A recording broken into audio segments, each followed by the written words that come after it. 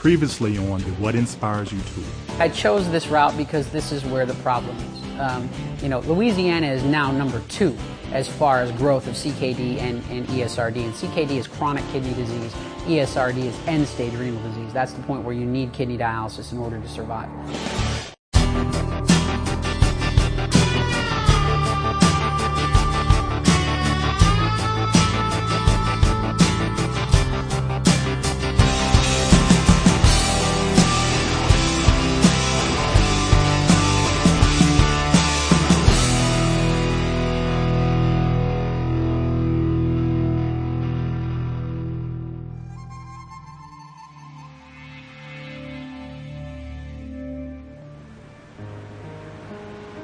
Well, now that I'm across the country, it feels good. I'm excited about the impact that we had, though. Looking at some of the people that we've met along the way, Mamie in LA and the testing that she's done, and the patients all over Texas. Spent a good 3 weeks in Texas, riding up and down and across the state. Louisiana was very impactful. And now it's time to get down to the business of getting to DC. Well, I hope that the message that is derived from this film and the ride is that an individual inspired can accomplish anything. And we have the ability to inspire others by doing what inspires us. There's been a lot of challenges along the way. It's made me a better person. I've grown. I've aged, I should say, these past 3 months. Still in Jacksonville, riding along the beach, active recovery day. Getting my legs ready for a big ride tomorrow. Got 72 miles to Claxton, Georgia. Final push to DC. We've got 1,200 plus miles to do in less than 30 days, so piece of cake.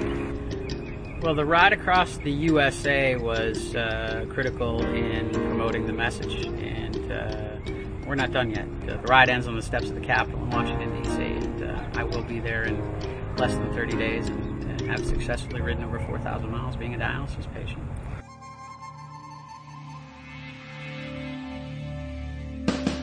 Got a chance to visit the clinic here and a couple of clinics in Jacksonville.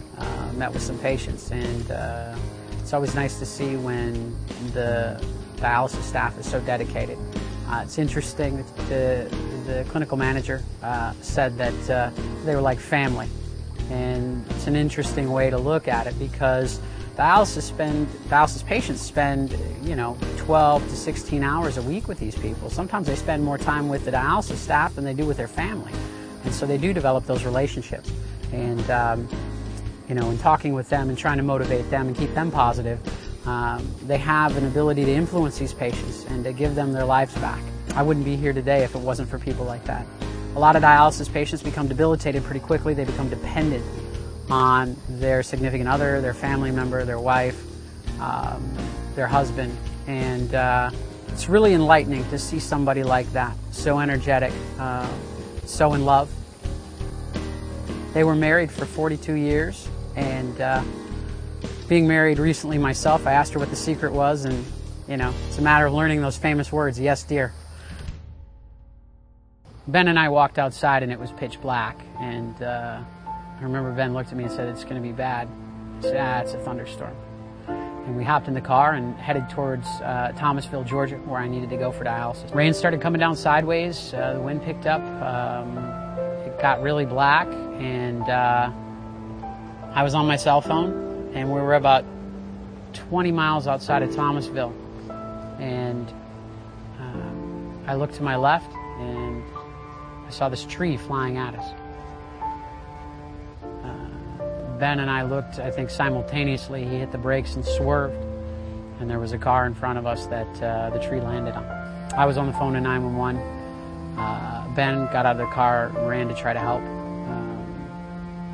Traffic backed up, and there was a young girl in the car, and her father was in the car. The top of the car was crushed. The girl was crushed. The tree, which, laying down, the tree was taller than I was on its side. And got to the car, there was nothing I could do. The 911 operator asked if, I could start performing CPR, but there's there's really no way to get in the car. I think about everything that's happened along the way and the ride and all the great things that have happened. And unfortunately, I think this will stay with me the rest of my life.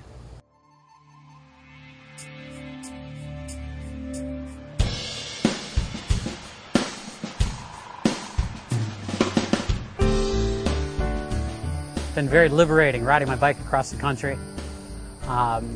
Given the fact that I've been connected to a machine for most of my life, I've always felt that I didn't have independence. I couldn't do the things that I wanted to do, that I dreamed about.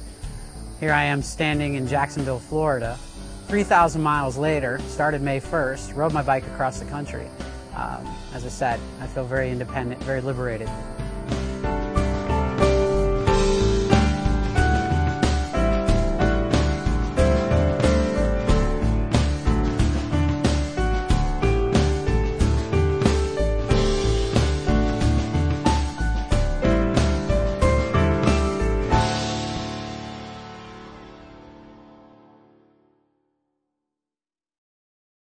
Next time on the What Inspires You Tour.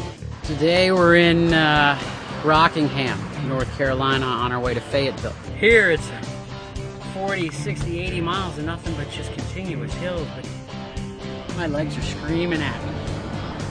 I knew there'd be days like this. I just didn't think they would happen this close to the end.